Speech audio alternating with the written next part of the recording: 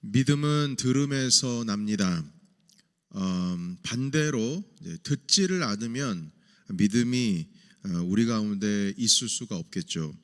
그래서 오늘 읽은 이 로마서 10장 14절에서 이 15절 그 두 개의 구절을 보시게 되면 그 이사야 52장에 있는 그 말씀 한 구절을 인용하면서 복음을 믿기 위해서는 반드시 전해져야 하고 반드시 귀에 들려져야 한다, 이렇게 말씀을 하고 있습니다. 자, 14절에서 15절 말씀 같이 읽어보겠습니다. 자, 시작. 그런즉 그들이 믿지 아니하는 일을 어찌 부르리요? 듣지도 못한 일을 어찌 믿으리요? 전파하는 자가 없이 어찌 들으리요? 보내심을 받지 아니하였으면 어찌 전파하리요? 기록된 바 아름답도다. 좋은 소식을 전하는 자들의 발이여 함과 같으니라. 아멘. 그래서 이 들은 것이 없으면 믿지를 못하죠. 그리고 믿기 위해서는 반드시 들려져야 하는데, 들려지기 위해서는 복음을 전해야 합니다. 그런데 문제가 있습니다. 문제는 뭐냐면, 지금 유대인들이 가지고 있는 문제는 이때 당시 말입니다. 이미 복음은 율법서를 통해서도 이미 전해졌고, 그리고 유대인들이 이것을 들었고 그 복음이라고 하는 것이 뭔지를 다 압니다. 모르는 게 아니에요. 다 알아요. 다만 순종하지를 않는 겁니다. 아는데 순종하지를 않는 거예요. 그래서 여러분 16절에 있는 말씀 읽어볼까요? 16절에서 17절까지 말씀 시작. 그러나 그들이 다 복음을 순종하지 아니하였도다. 이사야가 이르되 주여 우리가 전한 것을 누가 믿었나이까 하였으니, 그러므로 믿음은 들음에서 나며 들음은 그리스도의 말씀으로 말미암았느니라. 아멘. 그러니까 지금까지 듣게 하려면 복음은 전파돼야 되고, 전파가 되려면은 이건 복음을 말을 해야 하는데, 그러면 뭐 전한 것이 없어서 못 믿은 거고 들려지지가 않아서 못 믿은 거냐? 아니다. 그들은 이미 다 들었다, 안다. 이미 모세 때부터 선지자들을 통해서 다 말씀하셨는데도 불구하고 중요한 건 그들이 듣고 다 아는데 순종이 안 된다는 거예요. 자, 그래서 18절을 보시겠습니다. 18절을 여러분 보시면서 이 말씀을 한번 들어보세요. 18절에 뭐라고 말씀하시냐면, 그러나 내가 말하노니 그들이 듣지 뭐라고요? 듣지 아니하였느니라, 이렇게 돼 있어요. 듣지 않았어요. 분명히 들었는데 듣지 않았습니다. 18절에 보면 그 소리가 온 땅에 퍼졌고 그 말씀이 땅끝까지 이르렀다. 시편에 있는 19편에 있는 말씀을 인용하신 거거든요. 여러분 거기 말씀 보시게 되면 그 소리가 그 앞에 이응이라고 되어 있죠. 그리고 그 주석 밑에 이응을 보게 되면 어떻게 되어 있습니까? 시편 19편 4절의 말씀을 인용했다 합니다. 이미 시편에서도 이스라엘이 지금 듣지 않고 있는 모습을 고발을 하고 있는 것입니다. 그러면 그들이 복음을 몰랐을까요? 몰라가지고 지금 순종을 안 한 것일까요? 아닙니다. 모세가 말했습니다. 내가 백성 아닌 자로서 너희를 시기하게 하겠다. 이 신명기 32장에 있는 말씀입니다. 여러분 19절에 있는 말씀 보실까요? 19절. 내가 말하노니 이스라엘이 알지 못하였느냐? 몰라서 순종 안 한 거냐? 아니라는 거예요. 순종해. 그러니까 몰라서 순종한 게 아니고 순종 안 한 것이 아니라는 거죠. 알았다는 겁니다. 거의 모세가 이르되 하면서 내가 백성 아닌 자로서 앞에 지읒이라고 되어 있죠. 그 밑에 보시게 되면 지읒이 어디서부터 시작되었느냐? 신명기 32장 21절에 있는 말씀을 인용했습니다. 뭐라고 말씀하시냐면, 내가 백성 아닌 자로서 너희를 시기하게 하여 미련한 백성으로서 너희를 노엽게 하리라. 미련한 백성에게 차라리 그 복음이 전달되어지는 겁니다. 왜냐하면 하도 듣지를 않으니까. 모르는 게 아니에요. 다 알아요. 아는데 순종이 안 되니까 그 촛대가 옮겨가는 겁니다. 그리고 20절을 또 보실까요? 20절의 말씀은 이사야 65장 1절에 있는 말씀을 인용한 건데요. 뭐라고 말씀하시냐면, 내가 나를 찾지 않은 자에게 찾은 바 되었고, 여러분 이 말씀은 찾아주지도 않는데 하나님이 미리 가서 만나주는 거예요. 여러분 이런 게 있습니까? 찾지도 않았는데 만나줬어요. 그리고 하나님께 묻지 아니하는 자에게 나타났다. 간구하지도 아니하고 구하지도 않은 자들에게 하나님께서 나타나셨다고 합니다. 그런데 변명 필요 없습니다. 21절의 결론이 뭡니까? 이스라엘에 대하여 이르되 어떻게 됐습니까? 순종하지 아니하고. 21절에 그 결론은 뭐냐면은 이미 알았고 들었고, 그리고 뿐만 아니라 그것에 대해서 이스라엘이 다 충분히 믿을 수 있는 기회를 다 복음이 주어졌어요. 그들의 귀에 들려졌던 겁니다. 그러나 순종하지 않았다. 21절에 있는 말씀 같이 읽겠습니다. 시작. 이스라엘에 대하여 이르되 순종하지 아니하고 거슬러 말하는 백성에게 내가 종일 내 손을 벌렸노라 하였노라. 아멘. 주님이 계속 손을 벌리고 계세요. 그런데 들어도 순종하지 않고 알아도 순종하지 않고 안 되는 겁니다. 그래서 여러분 16절에도 보시겠습니까? 16절에도 보시면 그러나 그들이 다 복음을 어떻게 했다고요? 순종하지 아니하였도다. 복음이 안 들려진 게 아니에요. 그러니까 믿음이 주어질 수 있는 충분한 기회가 있었는데, 이게 믿음은 들음에서 오는데 듣긴 들었는데 순종이 안 되니까 믿음까지 못 나가는 거죠. 순종이 안 되니까요. 그래서 여러분, 이 복음이라고 하는 것은 예수 그리스도께서 살아 계신 것을 믿는 것, 살아 계신다는 그 사실, 그 역사적인 사실을 알고 그것을 믿는 것에서 거기서 끝나면 안 됩니다. 복음이라고 하는 것은 그 살아계신 주님이, 그거는 자기가 알아요, 믿어요. 역사적으로 주님께서 계셨고 살아계시다라는 걸 알아요. 거기서 끝나는 것이 아니고 그분이 우리가 순종해야 할 주님이 되시는 것, 우리가 순종해야 할 주님이 되시는 것, 그 주님으로 우리가 받아들이는 게 참된 믿음이고, 이것이 복음의 결과여야만 하는 겁니다. 예수님이 3일 만에 부활하신 거는 알아요. 아는데 그 주님에 대해서 순종하지 않는다. 똑같은 겁니다. 유대인들이 지금 저지르고 있는 일과 똑같은 거예요. 다를 바 하나도 없어요. 순종 빠지면 끝난 겁니다. 알아도 끝난 거예요. 다 들어도 복음을 안 들은 것도 아니죠. 말씀이 내 귀에 들려지지 않은 게 아니에요. 오늘 아침도 말씀 들으러 왔잖아요. 그런데 이 말씀 가운데 우리가 순종까지 나아가지 않는다면 우리는 유대인들과 다를 바가 없다. 이 말씀인 겁니다. 사람들은요, 예수님이 부활하시는 거를 나 알아, 거기서 끝내려고 해요. 그리고 그 아는 게 믿음이라고 생각합니다. 아닙니다.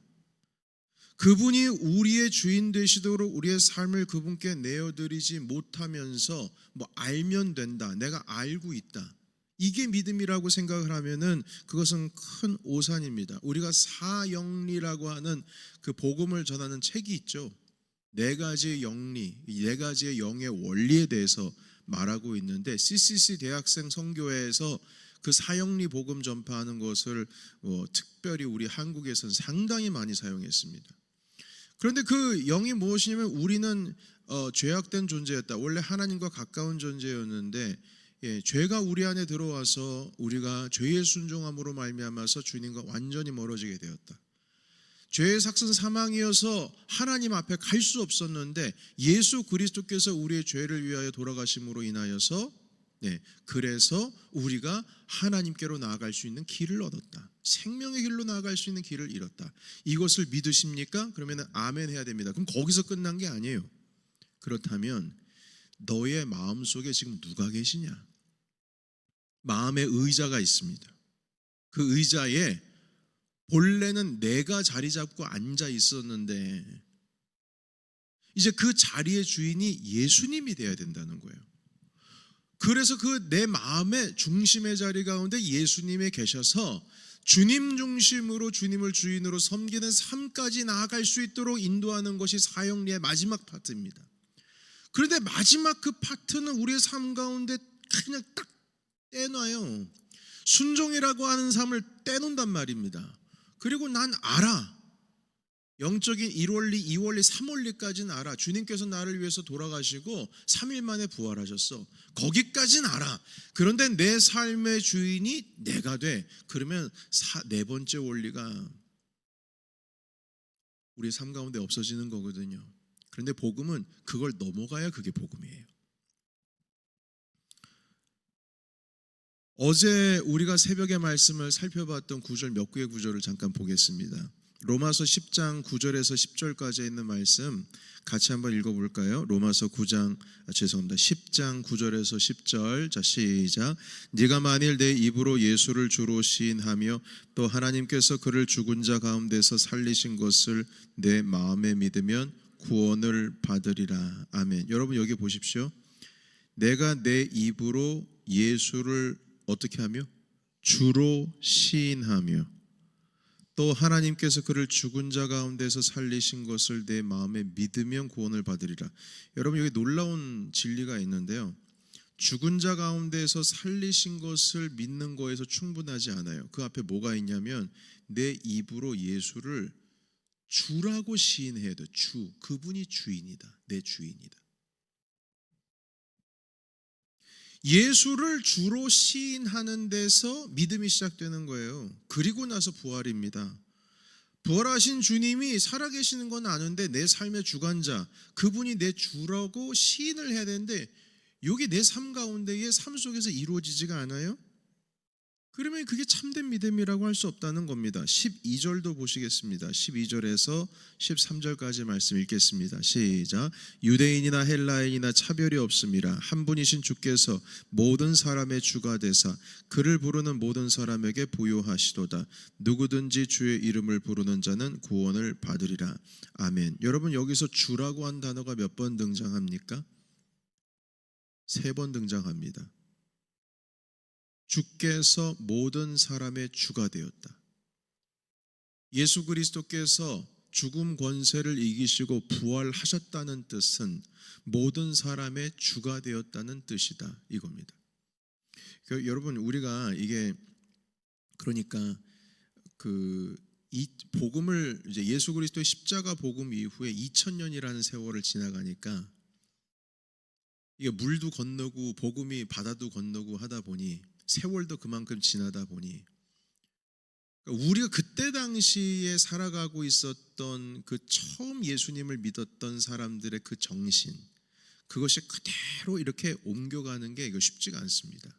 무슨 말이냐면 그때 당시에 그 처음 예수 그리스도를 믿었던 초대교회 성도들은요, 캐리그마라는 게 있었어요. 캐리그마라는 게 선포라는 뜻인데요. 그때 당시에 복음 전파는 선포였습니다. 선포. 주 예수를 믿으라. 그분이 그런데 이 캐리그마 안에 들어가는 내용이 있어요. 그 선포 안에 그것이 반드시 있어야 그것이 복음 전도의 핵심입니다. 무엇이냐면 첫 번째, 우리는 죄인이다. 두 번째, 예수 그리스도께서 죽은 자 가운데 부활하셨다. 우리의 죄물 모두 짊어지고. 요게 이제 핵심이거든요. 우리는 죄인이었다. 그리고 주님이 부활하심으로 말미암아 우리가 주님과 화해가 되었다. 끝났다. 회개하라 그래서. 그러니까 회개까지 가는 데가 되게 중요해요. 그러면 여기서 이렇게 복음을 전파해서 예수님이 부활하셨다라고 하면은 이제 거기서 끝나는 게 아니고요. 예수께서 부활하셨다는 게 도대체 무슨 의미가 있냐? 그 이스라엘의 33살 먹은 청년이 십자가에 달려 죽었다가 돌아가셨다는 게 무슨 의미냐? 아, 내 죄를 사했다. 그래? 그럼 죄 사했다는 게 도대체 무슨 뜻이냐? 어떤 의미냐? 어떤 의미가 있느냐라고 했을 때 그래서 그분이 너의 주인이다 이겁니다. 그래서 이스라엘 그 초대교회 성도들은요, 예수 그리스도께서 죽은 자 가운데서 살아났다라고 하는 것을 믿는다라는 그 의미는 그분이 하나님의 아들이시고 그래서 내 삶의 주인은 이제 주님이라고 하는 사실을 그냥 받아들여지는 거예요. 그냥 받아들여지는 겁니다. 부활하신 주님을 믿는 순간 그분이 우리의 주인 되는 거예요. 그런데 오늘날은 예수님이 나의 죄를 위해서 죽음을 받아들이시고 권세를 이고 부활하셨다. 그냥 거기서 끝나버려요. 그냥 예수님이 부활하셨다는 걸로 끝나버려요. 아니에요. 거기서 끝나면 안 돼요. 초대교회 성도들은 그래서 그분이 주인이다. 여기까지 나아간 거예요. 그게 당연한 것이었습니다. 오늘날은 그건 쏙 빠져들이는 것이죠. 빠져버리는 것이죠. 그래서 여러분, 우리의 주인 되신다라고 하는 이 복음의 핵심은 무엇입니까? 순종입니다. 순종. 주님이 주인이 되시면 순종해야 되는 거예요. 부활의 사실을 아무리 믿어도 주님이 내 삶의 주인이 되지 않아서 순종까지 안 가면 그건 믿음이라고 할 수 없다는 거죠. 다시 반복합니다. 유대인들이 복음을 모르는 게 아니에요. 다 압니다. 듣지 않은 것이 아니에요. 들었어요. 알지 못하는 것이 아닙니다. 이미 알았어요. 유대인처럼 성경 잘하는 사람들이 어디 있습니까? 나타나지 않으셨나? 아니요. 주님께서, 당신께서 하나님의 아들로서 육신의 몸을 입고 이 땅 가운데 오셨잖아요. 그리고 증명하셨잖아요. 본인이 하나님의 아들이라고. 요한복음에 나타나는 7가지의 모든 이적은, 그 이적은 예수 그리스도께서 하나님의 아들 메시아라고 하는 것을 증명하는 증거입니다. 그래서 그 기적을 독특한 표현을 썼어요. 사인이라고 했어요. 사인. 기적이 아닙니다. 사인이에요. 어떤 사인이요? 이분이 하나님의 아들이라는 사인. 근데 그 사인을 보고서도 순종이 안 됩니다. 순종이. 그래서 유대인들은 항상 뭐 합니까? 사인을 또 보여달래요. 계속 보여달래요. 그래서 주님께서 뭐라고 말씀하셨냐면, 내가 너에게 보여줄 사인은 이제 끝났다. 표징이 이제 다 끝났다. 보여줄 거 없어. 마지막 하나 있는데 그것이 바로 요나의 표적이다 하셨어요. 요나의 표적이 무엇입니까? 고래 뱃속에 들어갔다가, 그 큰 물고기 뱃속에 들어갔다가 3일 만에 다시금 사는 거 아니겠어요? 다시 말해서 무덤에 들어갔다가 3일 만에 부활하시는 거. 이것 표적 외에는 없다 주님 말씀하셨습니다. 그런데도 안 믿습니다. 순종이 안 돼요. 주님을 주인으로 받아들이지가 않습니다. 여러분, 오늘 부흥의 2번째 날입니다. 오늘 주제가 뭡니까, 여러분? 오늘 안 보이십니까? 네? 순종이죠? 여러분, 이게 좀 놀랍지 않습니까? 아니, 새벽 기도의 말씀의 주제를 뭐 제가 정하는 것도 아니고 본래 생명의 삶 이 순서대로 가는데, 어떻게 오늘 로마서 11장 16절 그러나 그들이 다 복음을 순종하지 아니하였도다, 21절 이스라엘에 대하여 이르되 순종하지 아니하고, 너희들이 예수 그리스도께서 죽음 가운데 부활하셨다고 하는 것을 알면 뭐하냐? 주님께 순종을 하지 않는데, 유대인들 복음을 듣지 않은 것도 아니고, 다 듣고 뭐 다 알고 모르는 것도 아니고, 이해가 안 된 것도 아니고, 나타나지 않으신 것도 아니고, 주님께서 심지어는 백성들에게 내가 종일토록 손을 벌렸다 이렇게 말씀하시는데, 도대체 뭐가 문제냐? 순종하지 않았다. 오늘 저녁 예배의 주제가 순종입니다. 어떻게 이렇게 기막힙니까? 이것은 주님께서 우리에게 주신, 저는 사인이라고 믿습니다. 사인이에요. 사인. 순종을 받아들이라는 주님의 사인입니다. 오늘 아침 이 새벽부터 저녁까지. 여러분, 어제 우리가 예배에 대해서, 주제가 예배였지 않습니까? 근데 선교사님이 이런 얘기 하셨어요. 하나님을 바로 알아야 된다. 그 주님이 누구시냐? 주는 그리스도시요 살아계신 하나님의 아들입니다. 그러니까 주님께서 고백하죠. 말씀하십니다. 그 고백은 네가 한 것이 아니고 네 안에 계신 그리스도께, 그 성령께서 가르쳐 주신 것이다 하시면서, 너는 이제부터 반석이라 하겠다. 그러니까 하나님이 누구신지를 바로 알고 고백하니까 나의 정체성이 확고해지잖아요. 예배라고 하는 것은 worth, 가치 있는 것을 주님께 올려드리는 행위를 말합니다. 그런데 이 내용이요, 지난 수요일 날 우리 제자 훈련 때 그대로 나눴던 내용이에요. 그 제자 훈련 때에 나누었던 내용을 한 문장으로 제가 정리해 볼까요? 첫 번째, 하나님을 바로 알아야 돼. 하나님에 대해서 배웠어요. 하나님이 누구신가? 하나님이 누구인지를 알면 내가 누구인지 알고, 내가 누굽니까? 죄인이죠. 죄인이라고 하는 것을 알면 예배의 삶이 바뀌게 된다. 그래서 예배의 삶이 어떤 예배의 삶을 가져야 되는지 우리가 배웠어요. 그리고 우리 일기 훈련생들에게 그렇게 표현했습니다. worship은 worth 플러스 10이다. 가치 있는 것을 하나님께 드리는 것이다. 가치 있는 것. 우리 가운데에서 가치 있는 것을 주님께 드릴 때에 그냥 뭐 조그마한 쪼가리 하나 드리는 게 아니고 정말 내 인생 가운데 가치 있는 것을 드리는 것이다. 드리는 삶이 바뀐다. 예배에 대해서 말씀 나눴거든요. 그런데 어제 선교사님이 또 그 말씀 하시더라고요. 전 깜짝 놀랐습니다. 어떻게 이렇게 하나씩 하루씩 딱 들어맞습니까? 기가 막히지 않습니까? 저는 그래서 이것도 주님께서 우리에게 주시는 사인이다. 이렇게 생각이 되어지더라고요. 우연의 일치가 아니죠. 우연이 아닙니다. 주님께서 계획하셔서 우리에게 말씀해 주시는 줄로 믿습니다. 오늘도 우리가 이 새벽에 순종의 말씀을 주시는데 오늘 저녁에 고난 가운데 임하시는 하나님의 영광을 추구하는 순종의 삶을 오늘 배우게 될 것입니다. 사모하는 마음으로 오늘 저녁 집회 시간에 함께 참여해 주시기를 바라고요. 오늘 저녁에도 어제도 그 외부 성도님들이 좀 오셨죠. 그래서 오늘도 많은 분들 오셔서 우리만 부흥되면 안 됩니다. 주변에 있는 교회도 부흥이 돼야 되겠죠. 우리 함께 이 가을에 부흥을 위하여 기도하면서 오늘 이 아침부터 저녁까지 오직 하나님의 은혜만을 간절히 구하며 우리 함께 순종의 자리로 한 걸음 더 앞서 나가시는 저와 여러분이 되시기를 예수님의 이름으로 축원합니다.